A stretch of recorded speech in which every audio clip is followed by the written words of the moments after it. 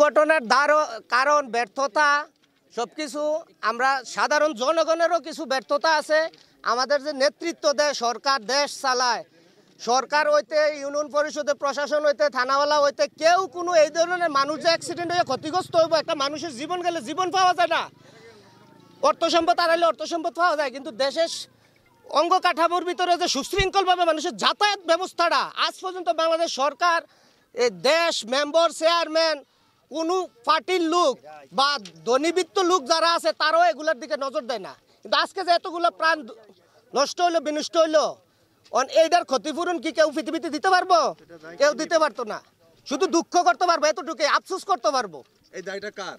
এই দায়টা সরকারের ব্যর্থতা, মানে সরকার এই দেশ চালায়, সরকারের ব্যর্থতা। আর যারা সরকারের পিছনে যারা এমপি, মন্ত্রী, চেয়ারম্যান দায়িত্বে আছে তাদের ব্যর্থতা, রুটসেন হাইওয়ের ব্যর্থতা, রেলওয়ে কর্তৃপক্ষের ব্যর্থতা। এটা তো আমরার ব্যর্থতা না। আমরা সাধারণ জনগণ আনতে ফ্লাইওভার হইলে ফ্লাইওভার উপরে আকাশ দিয়ে দিলে আকাশ দিয়ে আমরা যাই, আমরা তো নিচে দিয়ে যাইতাম না। কারণ তাদের এই ব্যর্থতা কেন আজকে বাংলাদেশের বুকে দেশ কি স্বাধীন হয়েছিল এই জন্য। আজকে 8 জন ফ্যাটের গর্ভবতী মহিলার বাচ্চাটা ফ্যাটের ভিতরে, এখন কুলের বাচ্চাটা সহ এই বাচ্চাটিও বিছড়ে পাওয়া যাইতেছে না।